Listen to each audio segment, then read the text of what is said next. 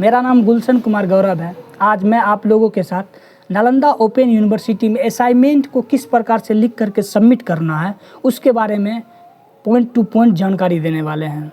सबसे पहले जो है इस प्रकार का इन्वेलप आपके डाक द्वारा जो है आपके घर से आ गया होगा। इसको क्या करिएगा, इसमें देखिए सबसे पहले कोर्स टाइटल लिखा हुआ है। कोर्स टाइटल का मतलब हुआ कि आप जिस भी स्ट्रीम में आपने एडमिशन लिया है, चाहे वो एमए में लिए हैं, चाहे एमएससी में लिए हैं, चाहे एमकॉम में लिए हैं, चाहे बीएससी में लिए हैं, चाहे बीए में, किसी भी स्ट्रीम में आप या पीएचडी कर रहे हैं, जो भी आपका स्ट्रीम है, सबसे पहले इसमें कोर्स टाइटल का मतलब वही होता है, वो लिखिएगा। साथ में जो है जैसे मानिए आप पार्ट 1 में है, पार्ट 2 में, पार्ट 1 या पार्ट 2 वो भी, जैसे देखिए यहाँ पे एमए एजुकेशन पार्ट 1 डाला गया, इसको देख लीजिए, ये डाल दीजिएगा। उसके बाद जो है इनरोलमेंट नंबर, जैसे देखिए जिस समय आप ऑनलाइन करिएगा ना, उसके बाद जब एडमिट कार्ड डाउनलोड करिएगा उसमें 3 चीज़, एक रजिस्ट्रेशन कार्ड होता है, दूसरा परीक्षा पत्र होता है, तीसरा एडमिट कार्ड होता है, ऊपर में ही इनरोलमेंट नंबर होता है। ऐसे देखिए इनरोलमेंट नंबर और रोल नंबर दोनों एक ही होता है नालंदा यूनिवर्सिटी में। आप रोल नंबर लिखिए चाहे इनरोलमेंट नंबर लिखिए, बात बराबर है, ठीक। तीसरा नंबर है नेम ऑफ स्टूडेंट, मतलब कि स्टूडेंट का नाम, जो भी कैंडिडेट है वो अपना नाम इसमें लिख देंगे। उसके बाद पेपर है कि मतलब पेपर 1 है, पेपर 2 है, पेपर कौन सा पेपर है, मतलब किस पेपर का आप एग्ज़ाम देने जा रहे हैं वो लिख दीजिए। यहाँ पे देखिए पेपर 1 लिखा गया है, या आपका जो भी पेपर अपने अनुसार लिखिए। उसके बाद है डेट ऑफ सबमिशन, मतलब कि आप किस डेट में इसको सबमिट करने वाले, वो डेट यहाँ पर लिख दीजिए। अब जो है इसके अंदर जो जब देखिएगा, ये देखिए इस प्रकार का कॉपी आया होगा, इसको अच्छे से भरिएगा, यही मेन है, इसको अच्छे से भरिएगा तब जा कर के कॉपी चेक होगा। सबसे पहले परीक्षा का नाम, परीक्षा का नाम मतलब वही कोर्स टाइटल, मतलब वही वो परीक्षा का नाम। आपका स्ट्रीम का है, एमए एमएससी जो भी है आप लिख दीजिए। जैसे मानिए अगर बच्चा एमएससी कर रहा है तो एमएससी फिजिक्स है तो एमएससी फिजिक्स ले, कोई बच्चा अगर एमएससी केमिस्ट्री का एमएससी केमिस्ट्री की लिखेगा। अगर कोई मानिए कि एमए हिस्ट्री कर रहा है तो एमए हिस्ट्री, मतलब जिस स्ट्रीम से आप एडमिशन लीजिएगा वो जो है यहाँ परीक्षा का नाम लिखिएगा। उसके बाद है परीक्षा का वर्ष, मतलब जिस भी साल आप एग्ज़ाम दीजिएगा ना, मतलब जैसे माने अभी 2025 है, 25 में जो बच्चा एग्ज़ाम देगा तो यहाँ 2025 लिखेगा। अगर माने कोई 26 में जाएगा तो यहाँ पे 2026, जिस वर्ष उसका एग्ज़ाम होगा ना वो ईयर यहाँ पे लिखना है। उसके बाद है विषय, जैसे देखिए सब्जेक्ट का नाम होगा, जैसे पेपर 1 उसका कुछ नाम होगा ना, या पेपर 2 कुछ भी नाम होगा तो उसमें नाम लिखना है। जैसे देखिए यहाँ पे ये एमएड का है तो इसमें लिखा हुआ प्रिंसिपल ऑफ एजुकेशन, वो लिख दिए। उसके बाद है पत्र संख्या, पत्र मतलब ये होता है पेपर कौन सा, पेपर 1 है 2 है जो भी है, यहाँ पे देखिए पेपर 1 है, पेपर 1 डाला गया है। उसके बाद इधर देखिए रोल नंबर है, क्रमांक है, तो रोल नंबर यहाँ देखिए, रोल नंबर को अच्छे से लिखिएगा। रोल नंबर थोड़ा भी अगर मिसमैच होगा तो आपका कॉपी चेक नहीं होगा।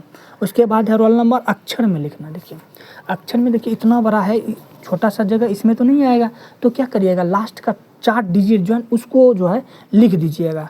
उसके बाद है पंजीयन संख्या, आप जो ही डाउनलोड करिएगा एडमिट कार्ड उसमें पंजीयन संख्या दिया हुआ रहेगा, तो वो आप पंजीयन संख्या को क्या करिएगा इसमें लिख दीजिएगा। उसके बाद जो है परीक्षा का नाम, फिर वही परीक्षा का नाम मतलब जो है, मतलब कि जिस स्ट्रीम से आप एडमिशन ले उसको लिख दीजिएगा। परीक्षा का वर्ष, जिस वर्ष आप एग्जाम दे उसको। उसके बाद परीक्षा का विषय, कौन सा सब्जेक्ट है उस सब्जेक्ट को लिख दीजिएगा। उसके बाद पत्र संख्या है, पत्र संख्या पेपर संख्या लिख दीजिएगा।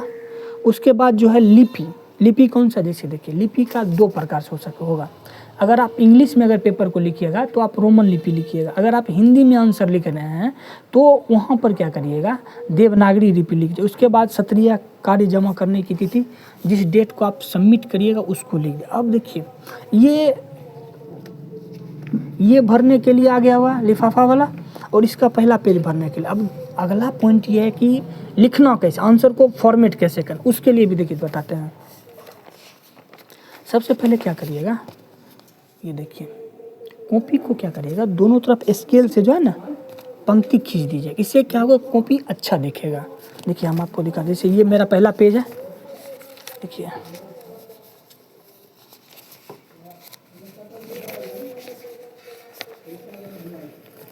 दूसरा पेज में भी ऐसे ही है, मतलब लास्ट बीच में भी दिखाएंगे ना, इसी प्रकार से जो है दोनों साइड जो है पंक्ति खींचा गया, इससे क्या होता है कॉपी अच्छा दिखने लगता है।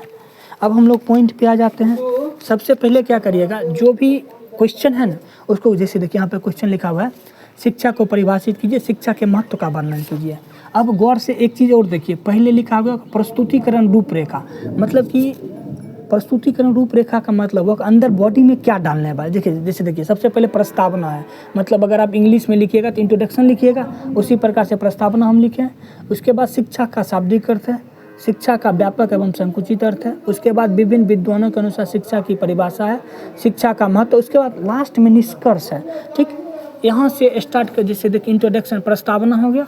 इसको क्या करिएगा, जब अच्छे से जब लिखिएगा, देखिए इस प्रकार से सुंदर राइटिंग लिखने का प्रयास करिएगा।